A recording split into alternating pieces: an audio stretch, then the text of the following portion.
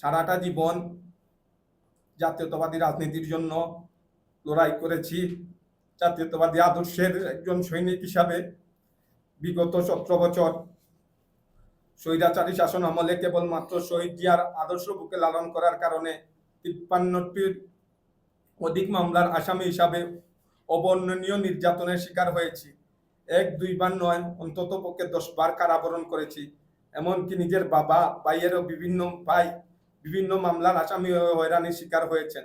আমার গোটা পরিবার জাতীয়তাবাদী আদর্শের রাজনীতির সাথে জড়িত। আমাদের এত ত্যাগ সত্ত্বেও আমার দলের শ্রদ্ধেয় নেতৃবৃন্দ যা ভালো মনে করেছেন তাই করেছেন। তাদের সিদ্ধান্তকে সম্মান জানিয়ে আমি বিনয়ের সাথে তাদের প্রতি আপনাদের মাধ্যমে এই আহ্বান জানাই, পুরো ঘটনা প্রয়োজনে আপনারা গোপনে দলের পক্ষ থেকে তদন্ত করে দেখুন। যদি সত্যি আমি দোষী হই, আমার কিছু বলার ভাষা নেই। আর নির্দোষ হলে আমার বহিষ্কার আদেশ পূর্ণ বিবেচনা করার বিশেষ অনুরোধ রইল। পরিশেষে আমার আহ্বানে সাড়া দিয়ে এখানে উপস্থিত হওয়ার জন্য আপনাদের সবাইকে আবারও ধন্যবাদ ও কৃতজ্ঞতা জানাচ্ছি। আপনাদের নিজ নিজ গণমাধ্যমে আমার বক্তব্যটি গুরুত্ব সহকারে প্রকাশ ও প্রচার করে আমি ও আমার পরিবারের সদস্যদের জুলাই লণ্ঠিত ভাবমূর্তি পূর্ণ উদ্ধারে সহযোগিতা করার জন্য। এনামুল হক। আচ্ছা, আপনি ওই যে বিষয়টি সমাধান করেছেন, সমাধানের পরবর্তীতে আপনি বলেছেন যে ওইটা ফেসবুকে স্ট্যাটাসে দেওয়া হয়েছে, একটা আপোসনামাও হয়েছে। পরবর্তীতে ভিডিওটা কি আপনি অবগত ছিলেন আগে থেকে যে ভিডিও করা হয়েছে বা এই ভিডিও ধারণ করা হয়েছে, এই ভিডিও সম্পর্কে কি আপনি অবগত ছিলেন? দেখেন নুরুল ভাই, আপনি প্রশ্ন করেছেন, আমি ওই দিন ওইখানে ড্রাইভারের সাথে যে বাকবিতণ্ডা হয়েছে, উনি তাৎক্ষণিক ওই সাংবাদিক নাম যারা বলেছেন, পরবর্তীতে প্রথমে তো আমরা জানি না উনি সাংবাদিক, ভিডিও ধারণ করেছেন ওই এলাকার পঞ্চায়েত মুরব্বী কমিটি সহ, ইউনিয়ন বিএনপির সভাপতি সহ, যুবদলের সভাপতি সহ, ওই এলাকার গণ্যমান্য ব্যক্তি সহ সবাই বসে, যখন উনি বলেছেন 4টা মোবাইল 2টা মোবাইল হারিয়ে গেছে, 2টা মোবাইল ভেঙে ফেলা হয়েছে, তাৎক্ষণিকভাবে ওনার পকেট থেকে আরো 30,000 টাকা নাই হয়েছে।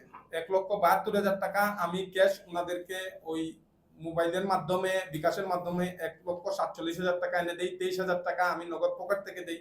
আরো 2,000 টাকা স্টাম্প, যে স্টাম্পগুলার মাধ্যমে স্টাম্পিং হয়েছিল, সেই স্টাম্পের মাধ্যমে স্টাম্পের খরচপাতি সহ আমি এগুলা আপোষ করি।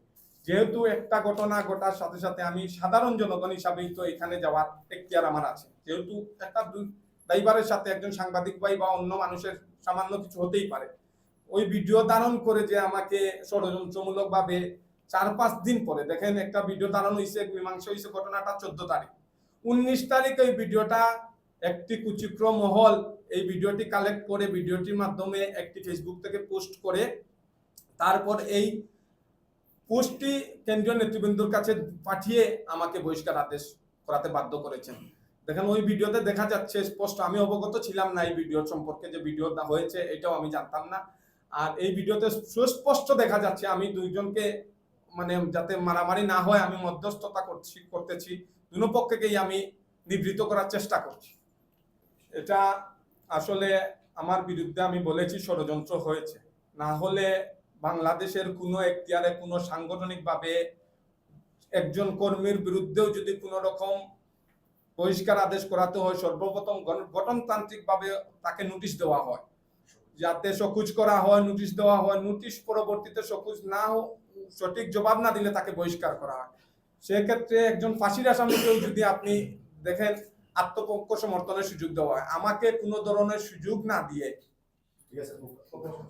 না দিয়ে সুস্পষ্টভাবে এখানে বোঝা যাচ্ছে, আপনারা দেখেছেন বিগত দিন একমাত্র আমরাই যারা আর কি বিদ্রোহ করেছিলাম, যে কমিটির পক্ষে তৃণমূলের পক্ষে কথা বলেছিলাম, তৃণমূলের পক্ষে কথা বলার কারণে এটা সুস্পষ্ট যে ষড়যন্ত্রমূলক ভাবে আমাকে আজকের এই বহিষ্কার আদেশ করানো হয়েছে।